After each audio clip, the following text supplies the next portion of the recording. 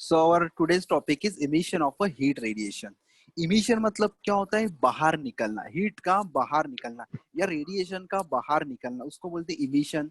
अभी देखो, एक प्रेविस्टोर प्रेविस्टो साइंटिस्ट का नाम था। उन्होंने थ्योरी पब्लिश किया। वो थ्योरी आप लोगों को पता है भाई, बहुत इजी थ्योरी थी। अगर ये बॉडी है, इसका टेम्परेचर बहुत ही ज्यादा है। इसका टेम्परेचर क्या है? बहुत ज्यादा टेम्परेचर है।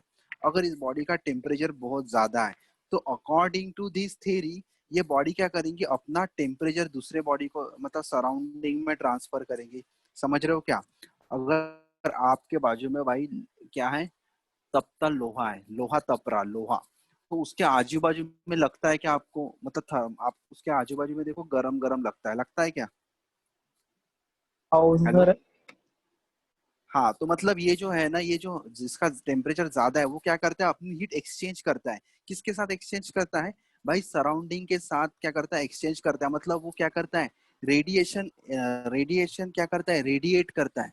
वो क्या करता है? रेडिएशन रेडिएट करता है। मतलब थर्मल, वो रेडिएट क्या करता है?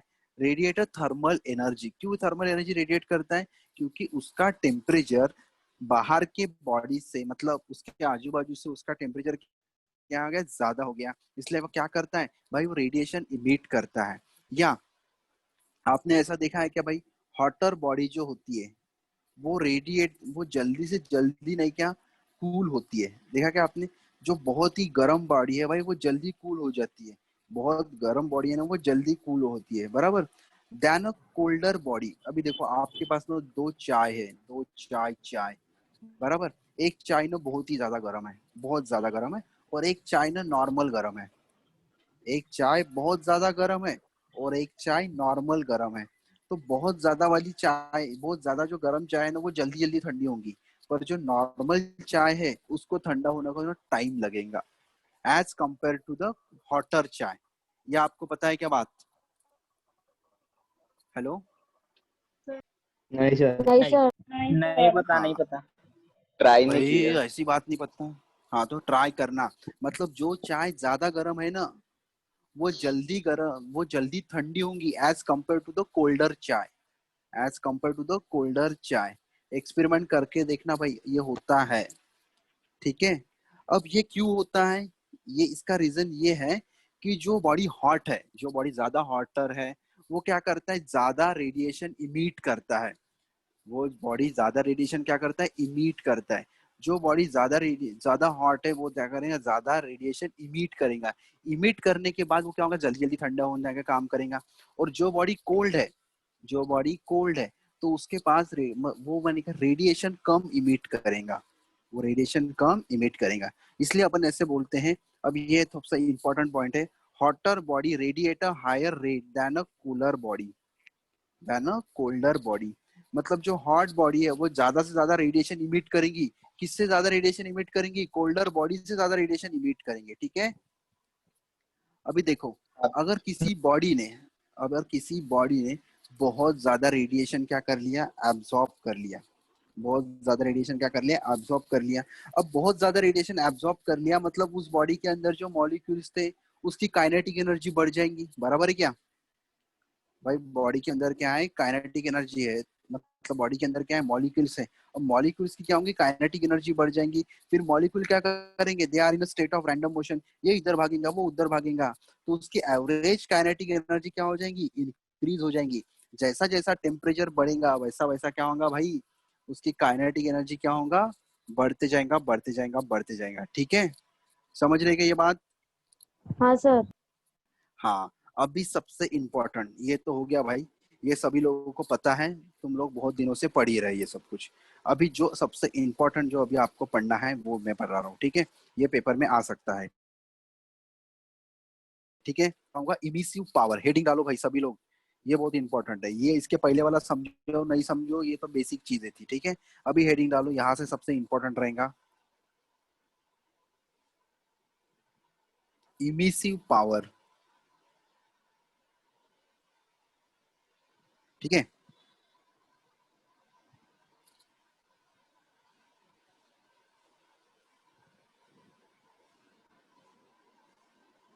Emissive power.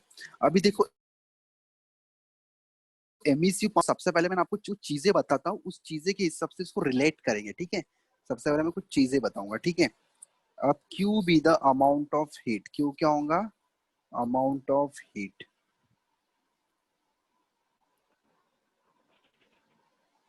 क्यू क्या होगा, अमाउंट ऑफ हीट। अभी देखो, अरे यार अभी भी लोग आ ही रहे हैं। तो amount of heat radiated is directly proportional to the area and directly proportional to the time. amount of heat radiated is directly proportional to the surface area and the time, बराबर। अब देखो, जो हीट बॉडी में से निकलेंगी, जो heat body में से निकलेंगी, अगर बहुत ही छोटी बॉडी है, अगर बहुत ही छोटी बॉडी है तो रेडिएशन कितने निकलेंगे भाई, बहुत ज्यादा निकलेंगे क्या बहुत कम निकलेंगे, कम। समझ निकलेंगे। कम, बहुत ही कम। और अगर बहुत ही बड़ी बॉडी है तो रेडिएशन ज्यादा। ज्यादा। ज्यादा। बड़ी बॉडी मतलब पर सरफेस एरिया ज्यादा, बड़ी बॉडी मतलब सरफेस एरिया ज्यादा, बराबर, सही है ना। अगर एक पर बॉडी को आपने, एक बॉडी को आपने 2 घंटे गर्म किया और दूसरी बॉडी को आपने 2 सेकंड गर्म किया, तो कौन सी बॉडी ज्यादा गर्म होगी, 2 घंटे वाली। 2 घंटे। हाँ 2 घंटे वाली, बराबर।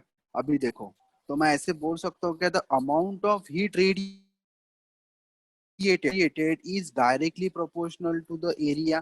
जितना बड़ा एरिया, जितना बड़ा एरिया उतना ज्यादा हीट बाहर निकलेंगे, सही है क्या। जितना बड़ा एरिया उतना हीट बाहर निकलेंगी। जितना टाइम हीट बाहर, जितना टाइम अपन उसको मतलब जितना टाइम बाहर, टाइम तक हीट निकलेंगी वो भी क्या होगा, अमाउंट, मतलब उसका भी क्या बढ़ेगा भाई, अमाउंट ऑफ रेडिएशन बढ़ेगा, बराबर। मतलब amount of radiation, amount of heat radiate it directly proportional to time also. मतलब जितना टाइम ज्यादा ज्यादा बाहर निकलेंगे, तो दोनों को मैं साथ में लिख सकता हूँ। The amount of heat is directly proportional to the area and the time. लिख सकता हूँ मैं इसको साथ में, ठीक है। अब इसको अगर निकालना है, अब इसको अगर निकालना है प्रोपोर्शनल, तो क्या आता है भाई, कांस्टेंट आता है और इज इक्वल टू आता है। तो इक्वल टू और कांस्टेंट, ये कांस्टेंट रहेगा आर इंटू 80, और ये जो कांस्टेंट रहेगा इसको बोलेंगे रेडिएंट, रेडिएंट पावर, या इसको बोलेंगे इमिसिव पावर। क्या बोलना है इसको, रेडिएंट पावर या इमिसिव पावर। तो मैं radiant power R is equal to क्या लिखूंगा, क्यू अपॉन 80 लिख सकता हूँ क्या। इमिसिव पावर और रेडिएंट पावर आर, आर क्या रहेगा भाई, बोलो आर क्या है, इमिसिव पावर और रेडिएंट पावर। समझ गया क्या ये कंसेप्ट, हाँ सर। ये कंसेप्ट समझ गया क्या। Total sir amount of time heat फिर से बताओ रेडिएंट, ना। हाँ total amount of heat radiant is directly proportional to area और डायरेक्टली प्रोपोर्शनल टू टाइम। जितना टाइम आप, जितना टाइम उस बॉडी में से रेडिएशन बाहर निकलेंगे, बराबर, जितना टाइम उस बॉडी में से रेडिएशन बाहर निकलेंगी वो भी तो भाई डायरेक्टली प्रोपोर्शनल किसका रहेगा, अमाउंट ऑफ हीट को डायरेक्टली प्रोपोर्शनल रहेगा, या अमाउंट ऑफ रेडिएशन को डायरेक्टली प्रोपोर्शनल रहेगा टाइम, बराबर। अमाउंट ऑफ रेडिएशन रहेगा, अगर उसका उस बॉडी में से सिर्फ 5 सेकंड ही रेडिएशन निकला, मतलब रेडिएशन उस बॉडी में क्या है, ज्यादा है कि कम है, बताओ। कम है। कम है कम ना। है। अगर उसमें घंटा भर बाहर निकल रही तो उसमें क्या है, रेडिएशन ज्यादा है। ज्यादा, इसलिए वो ज्यादा है। टाइम को कैसे डायरेक्टली प्रोपोर्शनल है। फिर इसको निकालना है डायरेक्टली प्रोपोर्शनल, तो दो लोग आते हैं, कौन सा इज इक्वल टू और कांस्टेंट। और ये कांस्टेंट। जो कांस्टेंट आर है इसको क्या बोलते हैं अपन, इमिसिव पावर। क्या बोलते हैं कांस्टेंट को, इमिसिव पावर। फिर मैं आर को ऐसा लिख सकता हूँ क्यू अपॉन 80।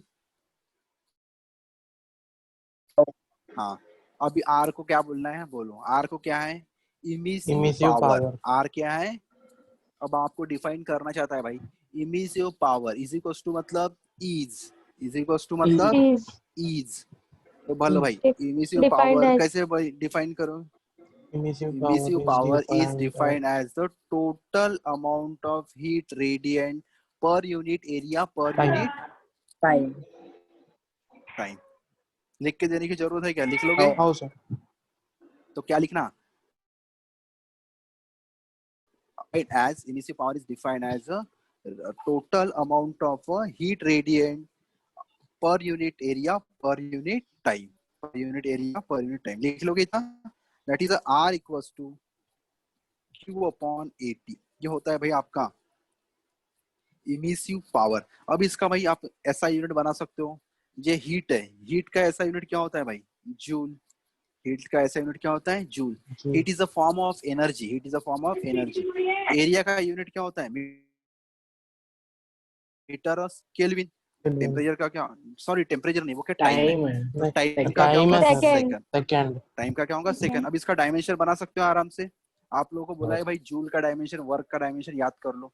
तो जूल का डायमेंशन क्या होता है, M1 M1 L2 T L2 minus 2। L2 T minus area का क्या होगा L2, L2 और सेकंड का क्या L2 होगा T1 1 T1 T1। काट पीट कर लो M1 तो क्या आ L2 जाएगा, minus 3 M1 M1 T L L minus minus 3 3 T T minus 3। minus 3 T minus, हो गया। क्वेश्चन नीट में भी आ सकता है अगले साल, ठीक है, ये हो गया। तो जब भी आपको इमिसिव पावर डिफाइन करने को बोला तो क्या बोलना है, emissive power is defined as the amount of heat radiant per unit time per unit area, ठीक है। नाउ नेक्स्ट हेडिंग डालो, नेक्स्ट हेडिंग डालो भाई, कोएफिशिएंट ऑफ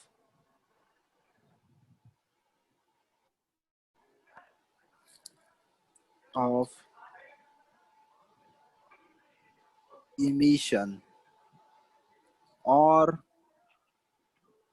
इमिसिविटी, और इमिसिविटी। जैसा आपने कोएफिशिएंट ऑफ एब्जॉर्प्शन वगैरह पढ़े होंगे ना, coefficient of absorption, reflection and transmission, तो ब्लैक बॉडी में जो कोएफिशिएंट आता है उसको बोलते हैं कोएफिशिएंट ऑफ इमिसिविटी। अब same coefficient of emissivity that is the small e, emissivity मतलब क्या होता है, small e, is defined as the ratio of, is defined as the ratio of R upon R B, ratio of R upon R B. Sir R क्या होता है बताओ, आप लोगों ने अभी बताया था मेरे को, R क्या होता है, the ratio of emissive power, the ratio of emissive power to the, बोलो भाई, ratio of emissive power to the ratio of emissive power of a black body, ratio of emissive power to the ratio to the emissive emissive power of a perfectly black body, where R क्या होता है आपका, बोलो, R be the, आवाज आ रही क्या, power हाँ। तो इमिसिविटी, इमिसिविटी कैसे डिफाइन करोगे, देखो, emissivity is defined as the ratio of emissive power to the emissive power of a black body. कर लोगे इतना डिफाइन, कर लेंगे सर, बोलो, हाँ। कर लेंगे। अभी देखो, for a perfectly black body, for, ये सबसे इंपॉर्टेंट है, for a perfectly black body, for a perfectly black body क्या होगा, emissivity equals to 1, for a perfectly black body का इमिसिविटी क्या होगा, 1 होगा। जो पूरा का पूरा रेडिएशन एब्सॉर्ब करता है उस हो जाएगा, ठीक है।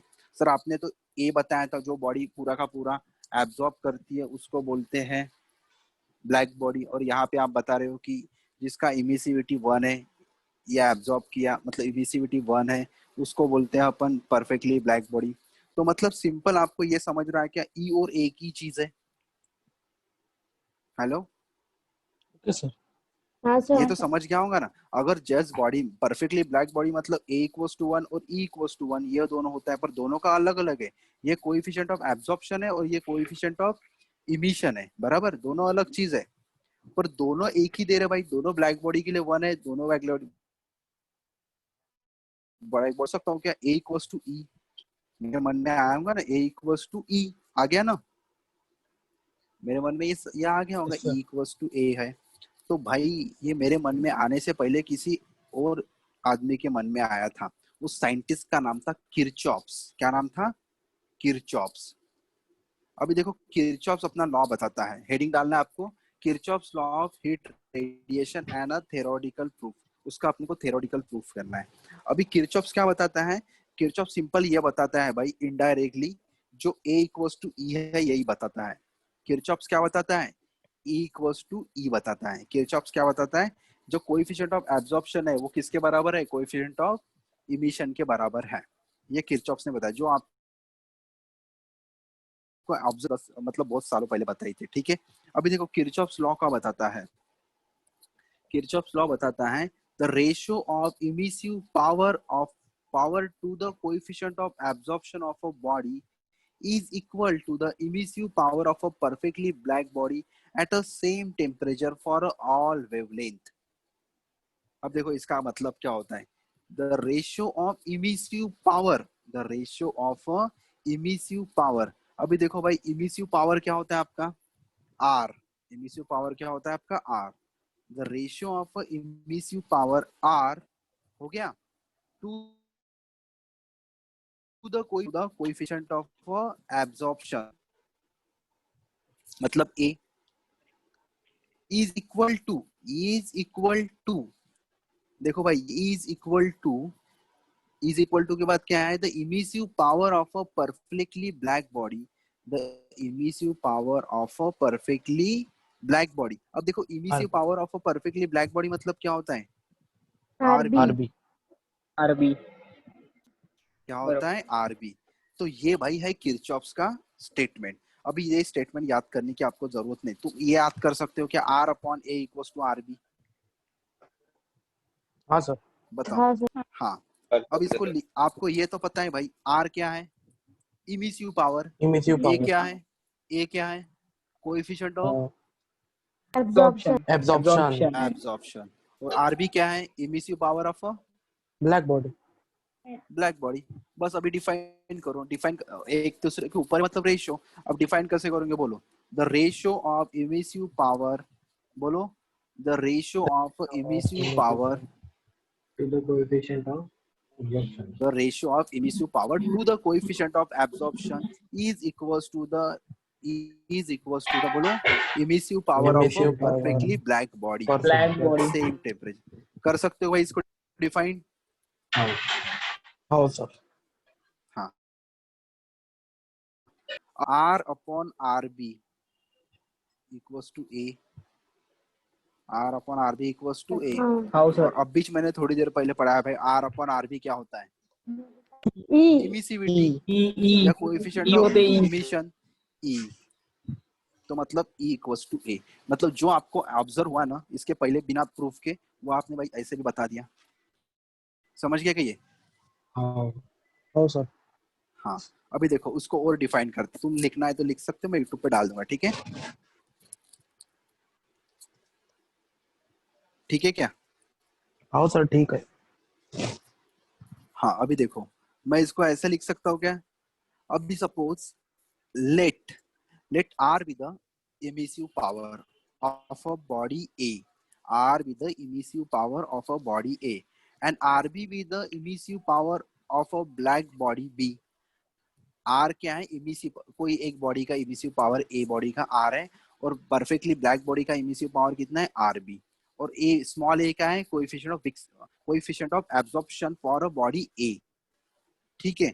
If Q be the quantity of heat radiant, Q क्या है quantity of heat radiant, Q क्या है the quantity of radiant heat incident on each body. मतलब Q जो है ना वो आपके बॉडी ए बॉडी के ऊपर क्या कर रही, हीट इंसिडेंट कर रहा, वो है Q बराबर। एंड QA क्या है, एंड QA भी दो,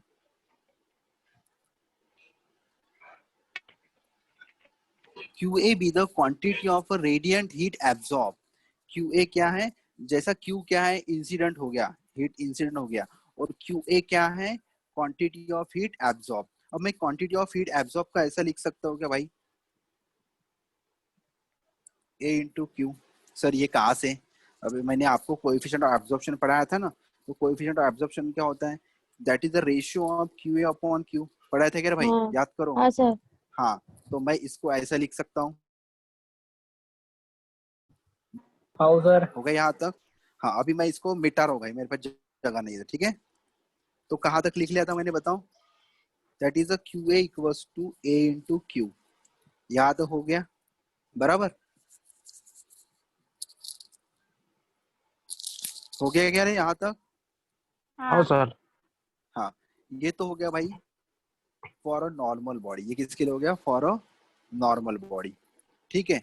अभी फॉर अपन पढ़ेंगे तो अभी इसके बाद the quantity of radiant heat absorb by body a, मतलब ए बॉडी ने एब्जॉर्ब किया तो कितना है एब्जॉर्ब करेंगे, that is Q A, Q small A equals to R, Q small A equals to R. अब ये आर क्या रहेगा, आर क्या रहेगा भाई आपका बोलो। इमिटिव इमिसिव पावर। हाँ इमिसिव पावर। इमिसिव पावर, मतलब जितना उसने भाई एब्जॉर्ब किया वो उसका क्या है भाई, इमिसिव पावर है। वो क्या उसका एब्जॉर्ब, जो बॉडी जितना एब्जॉर्ब करता उसको उतना रिलीज भी करना होगा, इमिट भी करना होगा। जो बॉडी ने जितना एब्जॉर्ब किया उतना उसका छोड़ना भी पड़ेगा, रिलीज भी तो करना पड़ेगा। मतलब मैं इसको क्या बोलूंगा भाई, that is a Q A equals to क्या होगा R, Q A equals to क्या होगा आर। ये क्यू क्या रहेगा, इंसिडेंट जो एनर्जी इंसिडेंट होते हैं वो ए क्या है, कोएफिशिएंट ऑफ एब्जॉर्प्शन, आर क्या है इमिसिव पावर, आर क्या है इमिसिव पावर। अब for a perfectly black body, for a perfectly black body, अब परफेक्टली ब्लैक बॉडी क्या करती है भाई, परफेक्टली ब्लैक बॉडी में ए क्या होता है वन, परफेक्टली बॉडी में ए क्या होता है one for a black body. तो वन हो जाएगा तो that is Q equals to क्या आ जाएगा R, R. Q equals to क्या आ जाएगा आर। हो गया यहाँ तक। उसके बाद यहाँ लिखूंगा मैं, ठीक है। अभी देखो ये मेरा इक्वेशन वन और ये मेरा इक्वेशन ये टू और ये इक्वेशन थ्री, आ गए यहाँ तक इक्वेशन वन टू थ्री बराबर। अभी मैं क्या करूंगा, डिवाइड करूंगा एक दूसरे से, मैं एक दूसरे से क्या करूंगा डिवाइड करूंगा। सॉरी यहाँ पे ब्लैक बॉडी के लिए ये आता है आर भी आता है, ठीक है ना, emissive power for a black body. अब मैं डिवाइड करूंगा वन से टू को, तो जब मैं वन से टू को डिवाइड करूंगा तो क्या आ जाएगा, दैट इज ए। मतलब टू से थ्री को डिवाइड करूंगा तो देखो ये क्यू क्यू कैंसिल हो जाएंगे, क्यू क्यू कैंसिल, और यहाँ पे क्या बचेगा R upon R B, R upon R B हो गया। अब आर बी इधर लेके जाता हूँ मैं, आर बी इधर लेके जाने के बाद क्या बचेगा आर अपॉन ए, क्या बचेगा आर अपॉन ए। और आप लोगों को पता है भाई, आप लोगों को पता है किरचॉफ्स ने क्या बोला था indirectly, coefficient of absorption is equal to the coefficient of emission, coefficient of absorption is equal to coefficient of emission. तो यहाँ से मैं डायरेक्ट बोल सकता हूँ क्या, थ्योरेटिकल प्रूफ। तो देखो तो यहाँ से क्या आ जाएगा ए, ए इक्वल्स टू क्या आ जाएगा R upon R B, A equals to क्या आ जाएगा आर अपॉन आर बी। और आप लोगों ने थोड़ी देर पहले पढ़ा आर अपॉन आर बी मतलब ही क्या होता है ई, क्या E. होता है ई। तो ए इक्वल्स टू, ये आपका थ्योरेटिकल प्रूफ भी आ गया, ये आपका कौन सा प्रूफ आ गया थ्योरेटिकल प्रूफ। अब थ्योरेटिकल प्रूफ के लिए आपने बस क्या किया है भाई, बॉडी दो बॉडी लिया है, एक बॉडी ए और बॉडी बी। बॉडी ए के ऊपर कितनी एनर्जी इंसिडेंट होती है, क्यू एनर्जी इंसिडेंट होती है, जितनी एनर्जी इंसिडेंट होती है उतनी रिलीज होती है। आप लोगों को ना बुक से इतना लिखना पड़ेगा, ठीक है, पेज नंबर 68 एंड 69 आपको लिखना पड़ेगा, ठीक है, कर लोगे इतना। Okay sir sir. नहीं समझा, क्या हाँ ये नहीं बिल्कुल। समझा क्या, नहीं हाँ समझा चलो सर। नहीं, क्या नाम है आपका, आयुषी पराते। अच्छा आयुषी, अरे बाप रे। अच्छा चलो देखो, सपोज ये बॉडी ए है, ये क्या है बॉडी ए। अब बॉडी ए के ऊपर कितनी रेडिएशन Q. इंसिडेंट हो रही, क्यू रेडिएशन। अब उसके ऊपर क्यू रेडिएशन इंसिडेंट होगी, मतलब मैं इसके कोएफिशिएंट ऑफ एब्जॉर्प्शन फाइंड कर सकता हूँ क्या। तो कोएफिशिएंट ऑफ एब्जॉर्प्शन क्या होता है, जो इंसिडेंट होती है वो, जो एब्जॉर्ब होगी वो अपॉन टोटल इंसिडेंट होगी बराबर। तो मैं क्यू हाँ ए इक्वल्स टू ऐसा लिख सकता हूँ क्या, क्यू इंटू A. ए हाँ लिख सकता हूँ मैं इतना। अभी देखो, हाँ अभी मैं इसको the quantity of heat absorb by the body a, मतलब बॉडी ए ने कितनी रेडिएशन एब्जॉर्ब किया बराबर। अब बॉडी ए ने कितना हाँ एब्जॉर्ब, मतलब मैं ऐसा लिख सकता हूँ दैट क्यू ए एब्जॉर्ब किया, दिख रहा है क्या, क्यू ए एब्जॉर्ब किया इसके पहले बताया।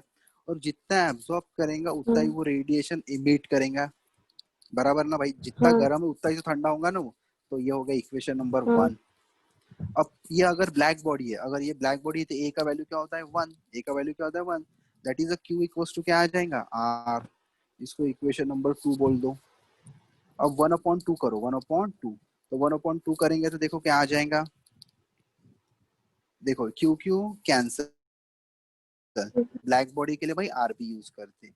तो क्या आ जाएगा यहाँ पे, बोलो A equals to R R upon upon RB. RB। RB. हो गया यहाँ तक। और ये वैल्यू किसका है भाई, R अपॉन RB मतलब भी क्या होता है, E, that is A equals to E। ये आ गया थ्योरेटिकल प्रूफ, समझा। हाँ सर. इसको भाई 2 बार लिख लेना भाई, थोड़ा सा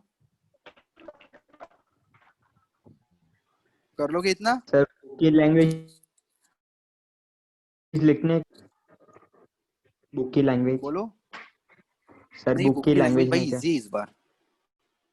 हाँ बुक की लैंग्वेज में ही लिखना है अभी। अभी देखो यार, मैं तो तुम्हारे सामने रहता नहीं, इतना फील हो नहीं सकता। जितना हो रहा, जितनी कोशिश कर रहा हूँ उतना ही जम रहा, ठीक है। और घर पे जब पढ़ाना है, स्टार्ट करना है, तो ब्लैक बोर्ड में मैं ऑनलाइन लेने में थोड़ा सा दिक्कत होती है, थोड़ा सा उसमें ना धुंधला धुंधला हो जाता है कुछ टाइम के बाद, अगर नेट आपका कमजोर है। तो इसमें कैसे बटाबट दिखता भी अच्छा दिखता है, समझ रहा है ना ये। हाँ चलो कल अपन डायग्राम पढ़ेंगे, वो जो बुक में डायग्राम है ना पेज नंबर 69 पे, वो पढ़ेंगे। और कल कल उसको कंप्लीट कर देंगे चैप्टर को, तुम्हारा कल चैप्टर कंप्लीट, ठीक है। सर, देन क्या क्या नेक्स्ट लिखने पढ़ेंगे हैं वो बता दो ना। पेज नंबर 69 तक लिखो। 69 हाँ पक्का। पूरा ओ नहीं लिखना है, जहां तक पढ़ा है वहां तक। सर नोट्स मिलेंगे?